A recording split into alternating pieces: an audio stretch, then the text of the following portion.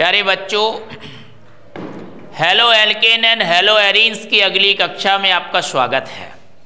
पिछली क्लास में हमने एलिमिनेशन रिएक्शंस को पढ़ा था। हेलो एल्केन या एल्किल हैलाइड की एलिमिनेशन रिएक्शंस। चूँकि लेक्चर काफ़ी लॉन्ग हो रहा था, इसलिए जो है उसको स्किप कर दिया था कि अगले लेक्चर में बात करेंगे E1 और E2 रिएक्शंस की।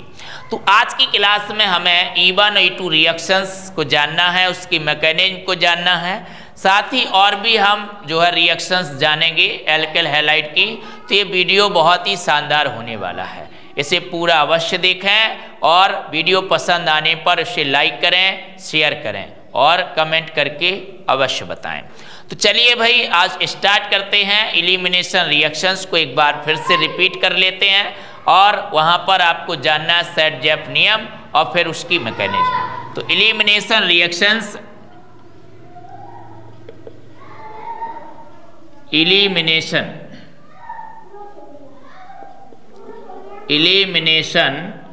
रिएक्शंस, एलिमिनेशन रिएक्शंस के अंतर्गत आप पढ़ रहे थे डिहाइड्रोहैलोजेनेशन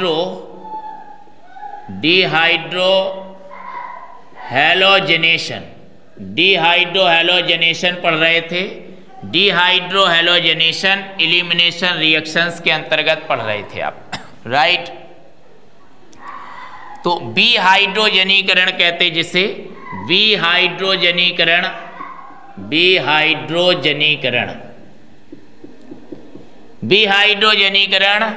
डिहाइड्रोहैलोजेनेशन, विहाइड्रोजनीकरण एलिमिनेशन रिएक्शंस के अंतर्गत आप इसका अध्ययन कर रहे थे, राइट। तो अब इसमें आपने क्या किया था कि जो एल्किल हैलाइड है, एल्किल हैलाइड RCH2X, इसकी रिएक्शन आपने कराई थी KOH से, वो भी एल्कोहलिक। जब आप एल्कोहलिक KOH से कराते हैं तो यहाँ पर हाइड्रोजन हैलाइड का विलोपन होता है, एलिमिनेशन होता है और एल्कीन बनती है। तो बना था RCH double bond CH2 plus अलग हो जाता है KX प्लस H2O। अब यहाँ पर जो हाइड्रोजन का विलोपन होता है वो बीटा कार्बन से होता है, इसलिए इसको बीटा विलोपन भी कहते हैं। इसे 1,2 विलोपन भी कहते हैं। जब भी आप एल्कोहलिक KOH से रिएक्ट कराते हो तो ऐसे एल्कीन बनती है, राइट।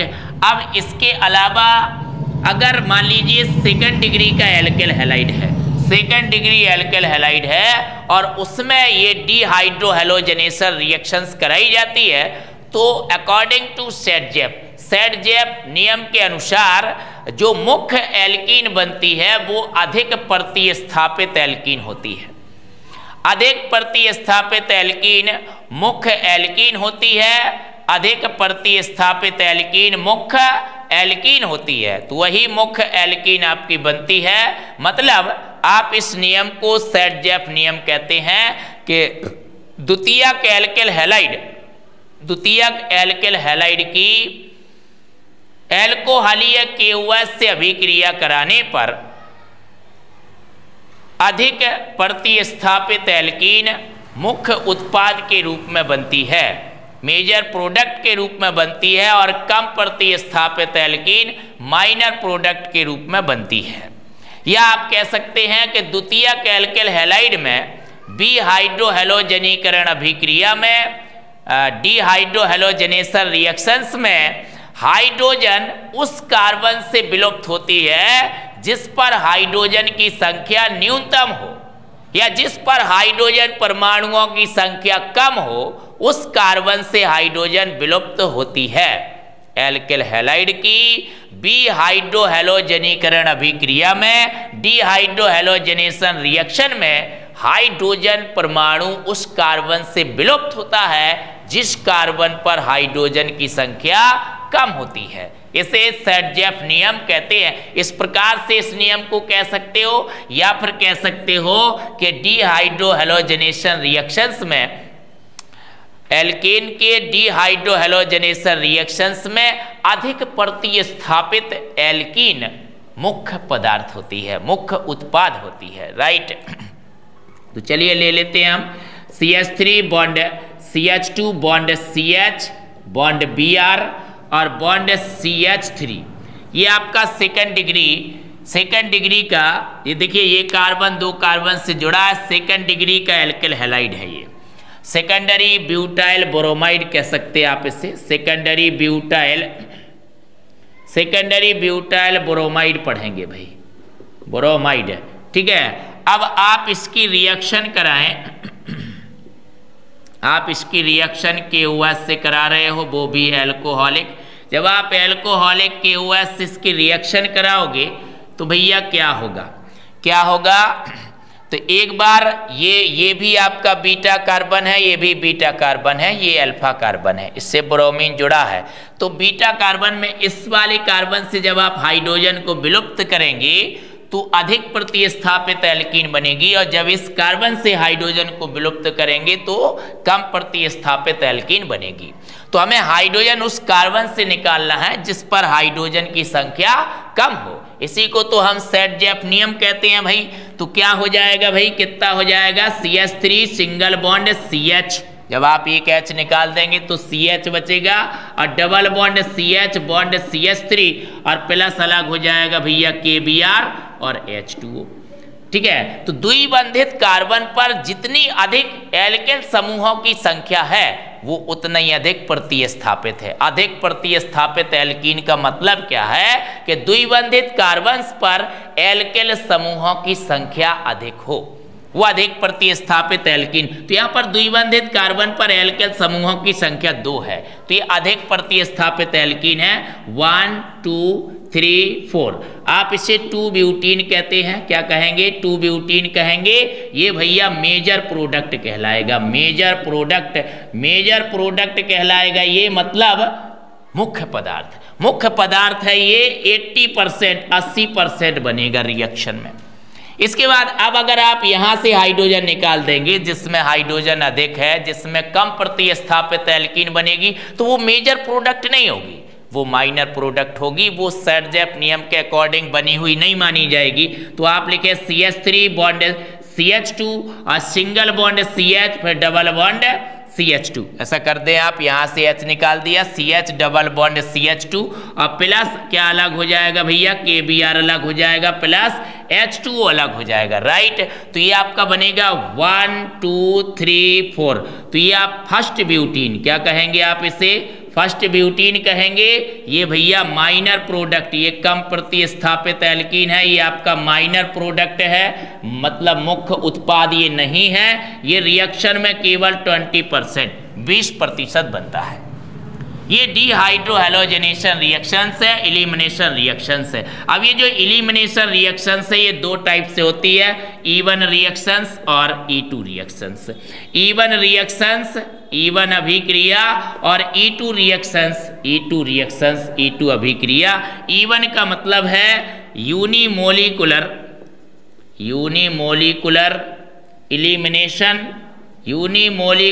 इलिमिनेशन, मतलब एकाणुक विलोपन। और E2 का मतलब है बाईमोलिकुलर इलिमिनेशन, मतलब द्विआण्विक या द्विअणुक विलोपन इलिमिनेशन, राइट। तो यूनिमोलिकुलर इलिमिनेशन और bimolecular elimination, E1 reactions and E2 reactions.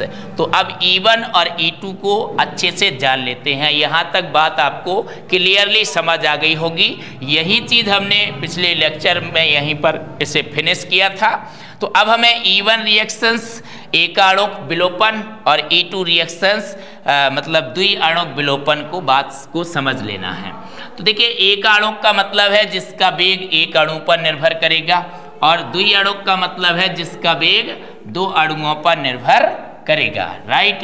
तो एक अणु पर निर्भर करेगा जिसका वेग, और जिसका वेग 2 अणुओं पर निर्भर करेगा, तो वो बाईमोलिकुलर होगी, है ना। तो यूनिमोलिकुलर और बाईमोलिकुलर। तो चलिए अब बात करते हैं E1 रिएक्शंस की। तो E1 रिएक्शंस, इसमें आपको क्या करना है, ये आपको इसमें ले लेना है तृतीयक हैलाइड ले लेना है आपको, तृतीयक एल्केल 3rd डिग्री वाला, ये आपको हैलाइड ले लिया आपने, टर्ट ब्रोमाइड ले लिया, और इसकी रिएक्शन आपने करा दी KOH से, एल्कोहलिक KOH से। क्या हो जाएगा भैया, ये आपका बन जाएगा CH3 बॉन्ड C और bond CH3 double bond CH2। ऐसे एक कार्बन से हाइड्रोजन निकल जाएगी, बीटा से, बीटा कार्बन से, और HBr मतलब अलग हुआ है, तो ये आपका बन जाएगा KBr प्लस H2O। ठीक है, राइट। तो अब यहाँ पर जो रेट ऑफ द रिएक्शन है वो केवल इसी तृतीयक एल्किल ब्रोमाइड पर डिपेंड कर रही है, टर्ट ब्रोमाइड कंसंट्रेशन पर डिपेंड कर रही है। तो एक ही मॉलिक्यूल्स पर इसकी रेट डिपेंड कर रही है, इसलिए ये जो आपकी रिएक्शन होगी वो यूनिमोलिकुलर मानी जाएगी। कैसी मानी जाएगी? यूनिमोलिकुलर मानी जाएगी, राइट। एक ही अणु पर इसकी वेलोसिटी डिपेंड कर रही है। अब इसकी मैकेनिज्म, मतलब ये क्रिया हुई कैसे है मैकेनिज्म, तो ये मैकेनिज्म 2 स्टेप्स में होती है। ठीक है, तो स्टेप फर्स्ट स्टेप में क्या हुआ है, अब फिर सेकंड स्टेप में क्या हुआ है। इस तरह से 2 स्टेप में ये रिएक्शंस होती है, और जो आपकी E2 है वो 1 स्टेप्स में होती है, राइट। तो स्टेप फर्स्ट में क्या होता है कि जो ये आपका KOH है, ये पहले तो आपका ये K पॉजिटिव और OH नेगेटिव में, K पॉजिटिव और OH नेगेटिव में, इस तरह से ये मतलब अब घटित हो जाएगा K पॉजिटिव और OH नेगेटिव में। जो KOH है ये क्या बना लेगा भाई, K पॉजिटिव और OH नेगेटिव बना लेगा, राइट। K पॉजिटिव और OH नेगेटिव बना लेगा। इसके अलावा ये CH3 bond C bond CH3 है, बॉन्ड CH3 है, और बॉन्ड Br है, तो ये भैया बॉन्ड टूट जाएगा, आपका ब्रेक हो जाएगा। तो ब्रेक हो जाएगा तो ये आपका बन जाएगा कार्बोकेटाइन। क्या बन जाएगा यहाँ पर, ये आपका कार्बोकेटाइन बन जाएगा, और प्लस ये आपका Br नेगेटिव क्या हो गया, अलग हो गया। अब ये जो कार्बोकेटाइन बना है, अब इसी के स्टेप सेकंड में रिएक्शन होगी इस पर। स्टेप सेकंड स्टेप में ये आपका OH negative, OH negative react करेगा इसी कार्बोकेटाइन से। तो यहाँ से एक प्रोटॉन को क्या कर लेता है, खींच लेता है। OH नेगेटिव एक प्रोटॉन को क्या कर लेगा, खींच लेगा, एलिमिनेट कर लेगा। तो यहाँ ये आपका जो पहला स्टेप है ये थोड़ा सा स्लो होगा, और दूसरा स्टेप कैसा होगा बेटा जी, फास्ट होगा। तो यहाँ से प्रोटॉन को खींच लेगा, जिससे प्लस भी खींच जाएगा, और इस तरह से आपका बन जाएगा H2O।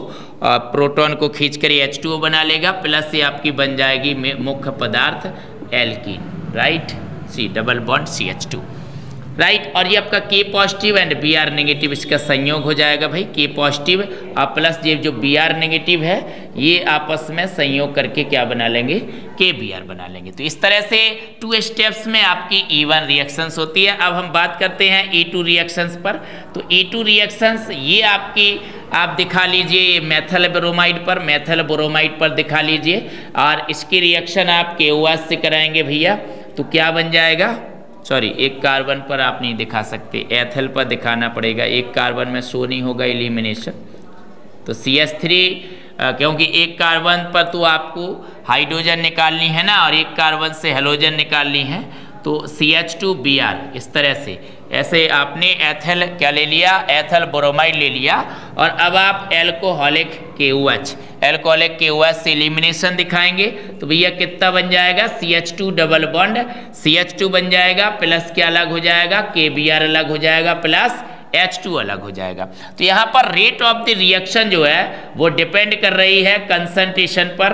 कंसंट्रेशन जो आपका ये CH3 CH2Br है इसके कंसंट्रेशन पर डिपेंड करेगी, साथ ही KOH के कंसंट्रेशन पर भी डिपेंड करेगी, 2 अणुओं पर डिपेंड करेगी। इसलिए रिएक्शन आपकी बाईमोलिकुलर कहलाएगी। कैसी कहलाएगी, द्विआण्विक कहलाती है, बाईमोलिकुलर कहलाती है, राइट। तो अब यहाँ पर दोनों अणु चूंकि एक ही बार में भाग लेते हैं, तो ये यहाँ पर ऐसे मतलब कि एक ही स्टेप में रिएक्शन हो जाती है, एक ही स्टेप में इसकी मैकेनिज्म हो जाती है। चलिए यहाँ पर हम आपको बता देते हैं इसकी मैकेनिज्म। तो मैकेनिज्म में आपका जो ये KOH है, ये सबसे पहली बात तो ये K पॉजिटिव और काय में OH नेगेटिव में टूट जाएगा, राइट। इसके बाद ये जो आपका OH नेगेटिव है ये अटैक कर देगा इस पर CH3 और बॉन्ड CH2 और बॉन्ड Br ये आपका दिया है। तो यहाँ पर ये जो है इस पर आक्रमण करेगा। जब इस पर आक्रमण करेगा तो एक ट्रांजिशन स्टेट बनेगी। ट्रांजिशन स्टेट बन जाती है भाई संक्रमण अवस्था बन जाएगी।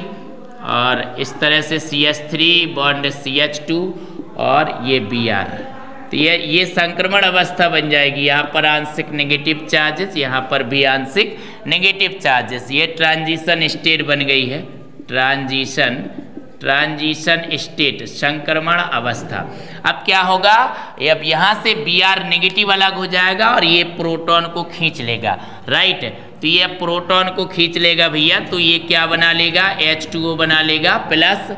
जब प्रोटॉन निकल जाएगा तो ये CH2 double bond CH2 alkene बन जाएगी और प्लस अलग हो जाएगा आपका Br नेगेटिव। अब Br नेगेटिव और K पॉजिटिव का क्या हो जाता है, बाद में संयोग हो जाता है, तो KBr बन जाएगा। तो इस तरह से ये आपकी E1 मैकेनिज्म है, E1 रिएक्शंस। तो पहले E1 में जो आपने टर्ट ब्यूटाइल ब्रोमाइड लिया है उसमें पहले कार्बोकेटाइन बनता है, फिर कार्बोकेटाइन के साथ OH नेगेटिव की रिएक्शंस होती है और वहाँ से वो प्रोटॉन को खींच लेता है, एल्कीन बना देता है, राइट। और जो आपकी E2 रिएक्शंस होती है उसमें OH नेगेटिव डायरेक्ट रिएक्ट कर लेता है एथिल ब्रोमाइड पर और एक ट्रांजिशन स्टेट जनरेट करता है और फिर ये प्रोटॉन यहाँ से खींचकर H2O बना लेता है, मुख्य पदार्थ एल्कीन बन जाती है और Br नेगेटिव अलग हो जाता है। अब ये Br नेगेटिव और K पॉजिटिव का संयोग हो जाता है, वो दोनों में सेम है, राइट। तो इस तरह से E1 और E2 रिएक्शंस होती है, एलिमिनेशन रिएक्शंस। तो अगर आप एक्वस KOH लेते हैं तो वहाँ सब्स्टिट्यूशंस, न्यूक्लियोफिलिक सब्स्टिट्यूशंस होता है, और अगर आप एल्कोहलिक KOH लेते हैं तो वहाँ पर एलिमिनेशन रिएक्शंस होती है, विलोपन अभिक्रिया होती है, सब्स्टिट्यूशन नहीं होता है, राइट। बीटा से हाइड्रोजन विलुप्त हो रही है, आप देख पा रहे हैं मैकेनिज्म में, इसलिए इसे बीटा विलोपन भी कहते हैं।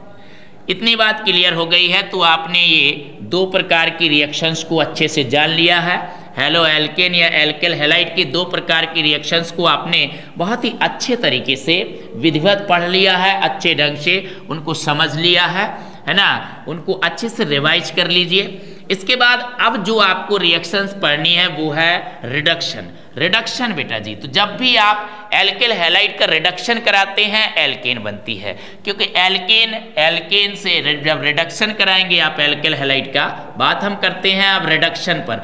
रिडक्शन यानी कि अपचयन पर बात करते हैं, रिडक्शन पर बात करते हैं। तो देखिए alkyl halide R bond X alkyl halide है। रिडक्शन का मतलब होता है नवजात हाइड्रोजन के साथ रिएक्शंस, यानी हाइड्रोजन का एडिशन, हाइड्रोजन का जुड़ना रिडक्शन होता है, या किसी धन विद्युती का जुड़ना रिडक्शन होता है, ऑक्सीजन या ऋण विद्युती का अलग होना भी रिडक्शन होता है। तो यहाँ से क्या होता है भैया कि हेलोजन जो ऋण विद्युती एलिमेंट है ये अलग हो जाता है और हाइड्रोजन यहाँ पर जुड़ जाती है, तो ये रिडक्शन कहलाती है। तो यहाँ पर हाइड्रोजन आपका जो है जुड़ जाएगा और इस तरह से R बॉन्ड H बन जाता है और ये आपका हाइड्रोजन हैलाइड क्या हो जाता है, अलग हो जाता है, राइट। तो इस तरह से ये आपकी एल्केन बन जाती है, क्या बन जाती है, एल्केन बन जाती है, एल्केन।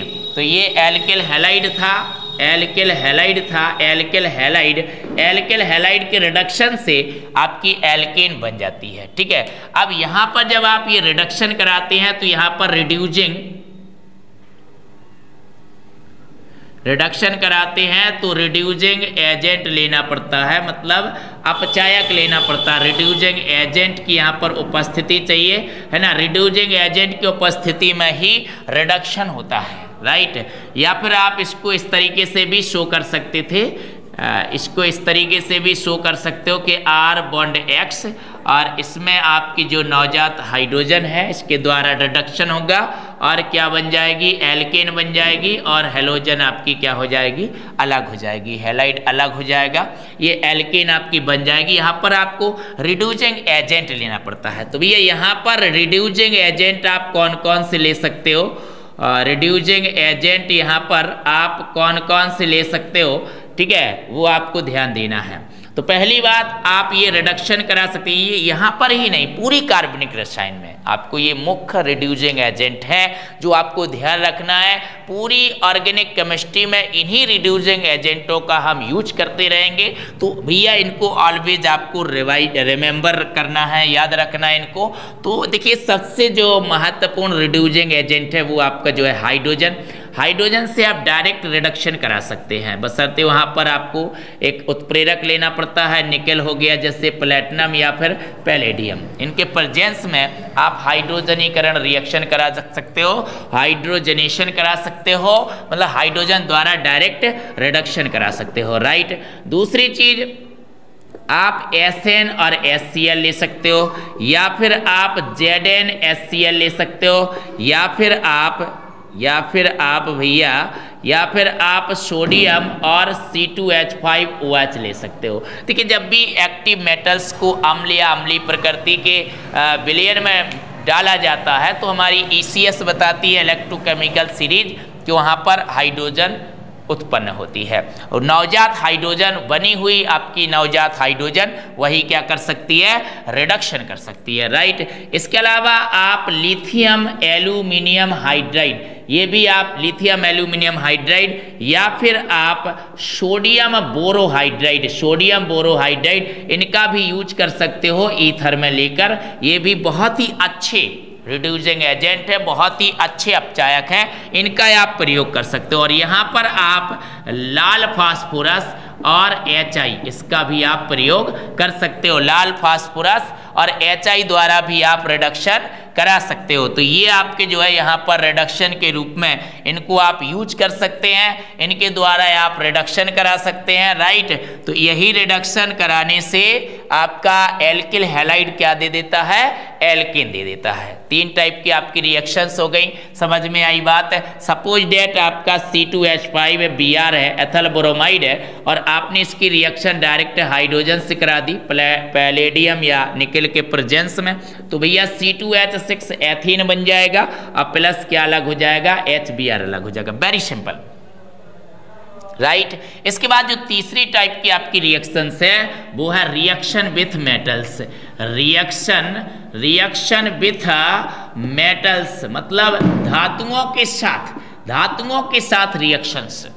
धातुओं के साथ कुछ रिएक्शंस बहुत ही महत्वपूर्ण, जिसमें से पहली जो रिएक्शन है वो है मैग्नीशियम मेटल के साथ रिएक्शन। देखिए एल्किल हैलाइड की जब हम मैग्नीशियम मेटल के साथ रिएक्शन कराते हैं तो एल्किल मैग्नीशियम हैलाइड बनता है। मैग्नीशियम की एल्किल हैलाइड के साथ ये रिएक्शन विस्फोटक रिएक्शन होती है। इसको सन 1900 में विक्टर ग्रेगनार्ड ने कराया था। इसके लिए 2 मुहर वाला फ्लास्क लेकर और बार बार शुष्क ईथर से धुलाई करके इस रिएक्शन को अंजाम दिया था वैज्ञानिक विक्टर ग्रेगनार्ड ने। तो यहाँ पर बना हुआ एल्किल मैग्नीशियम हैलाइड जो कंपाउंड बनता है उसको आप ग्रेगनार्ड अभिकर्मक के नाम से जानते हैं, जो एक कार्बधात्विक कंपाउंड है, कार्बधात्विक यौगिक है, ऑर्गेनोमेटेलिक कंपाउंड है। कार्बधात्विक जिनमें कार्बन और धातु के बीच, कार्बन और मेटल के बीच बॉन्ड होता है। ऐसे कार्बनिक यौगिक जिसमें कार्बन और मेटल के बीच बॉन्ड होता है उनको भैया ऑर्गेनोमेटालिक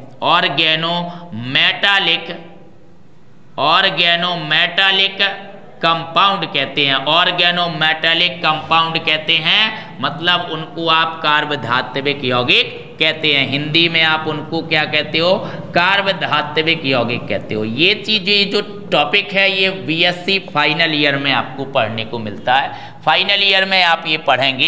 हालांकि आपको इंटरमीडिएट में जो है कार्बधात्विक यौगिकों का अध्ययन नहीं है, फाइनल ईयर में इसका अध्ययन है। लेकिन जानकारी के तौर पर कि जब भी आप एल्किल हैलाइड की रिएक्शन मैग्नीशियम से कराते हो तो एल्किल मैग्नीशियम हैलाइड बनता है, जो कि ग्रेगनार्ड अभिकर्मक के नाम से जाना जाता है। ये रिएक्शन 1900 में वैज्ञानिक विक्टर ग्रेगनार्ड ने कराई थी। शुष्क ईथर का प्रयोग करके, और ये जोखिमपूर्ण रिएक्शन उन्होंने संपन्न कराई है। विस्फोटक रिएक्शंस को अंजाम दिया है वैज्ञानिक विक्टर ग्रिग्नार्ड ने। इसे एल्किल मैग्नीशियम हैलाइड बनता है, उसी को आप ग्रिग्नार्ड अभिकर्मक कहते हैं, राइट। तो देखिए भाई, alkyl halide R bond X, इसकी रिएक्शन आपको मैग्नीशियम मेटल से करानी है। रिएक्शन बड़ी सिंपल है, ड्राई ईथर यानी शुष्क ईथर की उपस्थिति में, शुष्क ईथर की उपस्थिति में आपको ये रिएक्शन करा देनी है। शुष्क ईथर की उपस्थिति में बन जाता है RMgX। क्या बनता है भाई? RMgX बनता है। यह R पर आंशिक नेगेटिव होता है, ये पॉजिटिव होता है। इसी को आप एल्किल मैग्नीशियम हैलाइड कहते हैं। क्या कहते हैं? एल्किल मैग्नीशियम हैलाइड कहते हैं। एल्किल मैग्नीशियम हैलाइड यही क्या कहलाता है भैया? यही आपका ग्रिग्नार्ड अभिकर्मक कहलाता है। अब ये मोस्ट क्यों है? ये बहुत ज़्यादा मोस्ट है, ये हर विद्यार्थी को पता होना ही चाहिए। ये इतना मोस्ट है क्योंकि इससे हम कई कार्बनिक यौगिकों का संश्लेषण करेंगे, सिंथेसिस करेंगे। ऑर्गेनिक कंपाउंड के सिंथेसिस में इसका यूज होता है, और इसके अलावा ये जो है कार्बोनिल ग्रुप्स पर न्यूक्लियोफिलिक एडिशन को शो करता है, नाभिक स्नेही योग को शो करता है। इसलिए ये बहुत ज़्यादा उपयोगी रीजेंट है, ग्रिग्नार्ड रीजेंट। ये एक कार्बधात्विक यौगिक है। जैसे मान लीजिए आपने लिया रिएक्शन लिया CH3CH2Br एथल ब्रोमाइड लिया, और आपने उसकी रिएक्शन मैग्नीशियम मेटल से करा दी। रिएक्शन बिल्कुल सिंपल है, शुष्क ईथर की उपस्थिति में, शुष्क ईथर में आप ये रिएक्शन करा देंगे तो भैया बन जाएगा CH3CH2MgBr बन जाएगा, CH3CH2 एथल मैग्नीशियम ब्रोमाइड। इस तरह से एल्किल मैग्नीशियम हैलाइड, सभी एल्किल मैग्नीशियम हैलाइड, जो भी एल्किल हैलाइड पर मैग्नीशियम मेटल की रिएक्शन से, शुष्क ईथर के प्रेजेंस में इस रिएक्शन से बनाए जाते हैं, वो सब क्या है भाई? ग्रिग्नार्ड अभिकर्मक हैं। आप यहाँ हेलो एरिन्स में भी इस रिएक्शन को पढ़ेंगे। यहाँ पर आप एरल हैलाइड भी ले सकते हैं, तो वहाँ पर एरोमेटिक जो है एरल मैग्नीशियम हैलाइड बन जाता है, वो भी आप हेलो एरिन्स में जानेंगे। तो ये बहुत ही मोस्ट है। अभी भी रिएक्शन विथ मेटल्स के अंतर्गत फ्रैंकलैंड रीजेंट, वोल्टेज रिएक्शंस रह गई हैं। अभी भी कुछ हेलो एल्केन्स की रिएक्शंस रह गई हैं, जो आपको अगली वीडियो में मिलेंगी, मतलब लास्ट वीडियो मिलेगा आपको इसकी केमिकल रिएक्शंस का। हालांकि ये बहुत बड़ा चैप्टर है, तो चैप्टर में तो आपको बहुत सारे वीडियोज मिलेंगे, क्योंकि ये चैप्टर आधार है पूरी बुक्स का। अगर आपने इस चैप्टर का कंटेंट अच्छे से पढ़ लिया, समझ लिया, तो आपको पूरी पुस्तक, पूरी ऑर्गेनिक केमिस्ट्री आपको क्रमबद्ध समझ में आती जाएगी। तो इसी तरह से अपना प्यार और सपोर्ट बनाए रखिए, और लगातार हमारे कंटेंटों का एंजॉय करते रहिए। साथ में कमेंट लिखकर जरूर बताएं कि आज की क्लास आपको कैसी लगी। वीडियो अगर हमारा पसंद आया है तो उसे लाइक करें और शेयर करें। धन्यवाद।